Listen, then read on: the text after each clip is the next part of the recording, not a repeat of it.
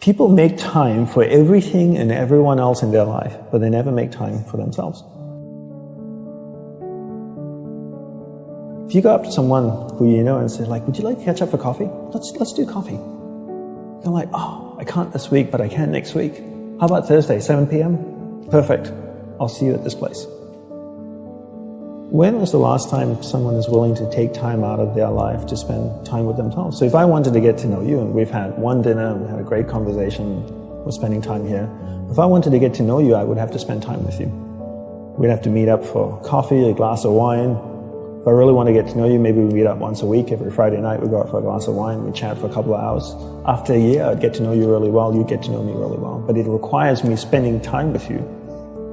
So if you want to get to know yourself, you need to spend time with yourself.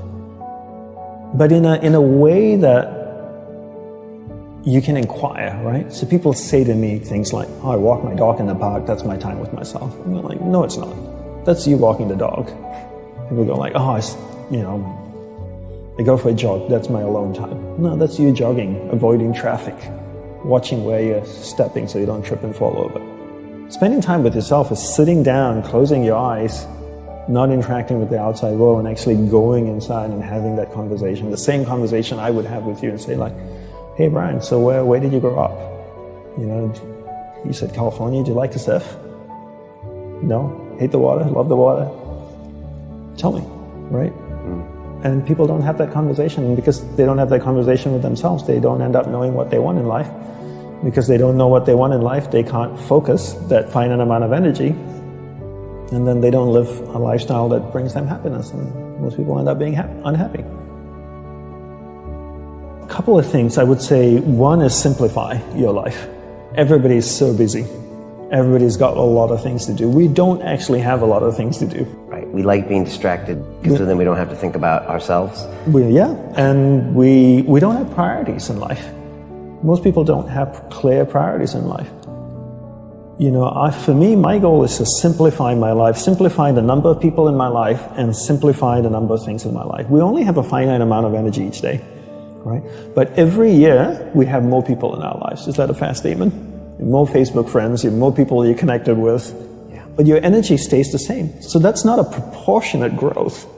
If your energy is increasing every year proportionately with the number of things and people in your life, then we don't have to talk about this. But your energy level is the same.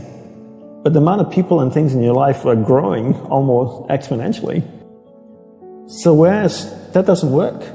So for me, it's always about simplifying first the people and things into your life, into who and what's most important, taking that finite energy that you have each day and focusing. Second step is learning how to focus and concentrate that finite amount of energy into the people and things that truly matter. Now you start to create a lifestyle that you actually love because you're invested into people and things that matter, and the byproduct of that is happiness. And you said happiness is not a goal. Is that correct? Yes, happiness is not a goal. And if you ask most people, what do you want in life? They say, I want to be happy. Right? Would that be a fair statement? I mean, literally, it's in the U.S. Constitution, I think, the pursuit of happiness. The pursuit of happiness. I always say you should never pursue happiness. Don't pursue happiness. Pursue a lifestyle where the byproduct of that lifestyle is happiness. So happiness comes as a byproduct. I spend time with the people that I love. What is my byproduct? I'm happy. I spend time with people I don't like. I'm not happy. So don't pursue happiness. Pursue a lifestyle that gives happiness. But in order to pursue that lifestyle, you need to be clear what you want in life. What's your purpose in life? And people don't know this because they don't spend any time with themselves. People think that the more you meditate, the better it is. So 20 minutes of meditation is not as great as 3 hours of meditation. And it's actually not how we work. For us, we believe in quality as opposed to quantity. We spend the whole day preparing to meditate. What comes before meditation? Concentration. Concentration comes before meditation. So you need to learn how to concentrate in order to meditate. And we believe that you can't meditate if you can't concentrate. So we spend the whole day focusing on concentration.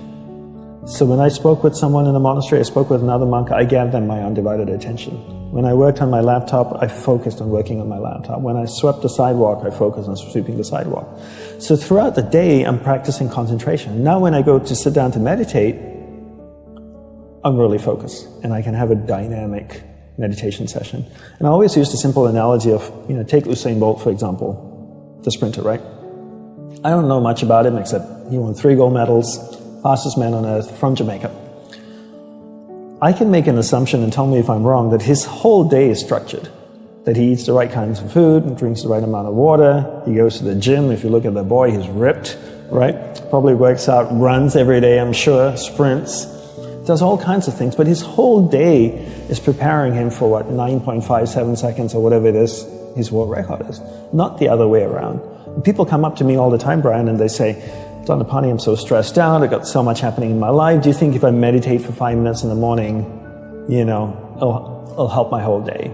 I'm going like, well, what are you doing the remaining 23 hours and 55 minutes? That's what I want to know. Because if you try to meditate for 5 minutes in the morning and the rest of the day you just live a chaotic life, that's not, it's a good start, but it's not really helping you. It's like eating a carrot in the morning and then eating hamburgers and fries all day and hoping to have a healthy diet. You have to understand that your whole day, your lifestyle is what's going to support your meditation practice at the start, and then your meditation practice grows, and then it turns around and supports your lifestyle. But not the other way around. You don't create a meditation practice to support your lifestyle. You create a lifestyle first, meditation second.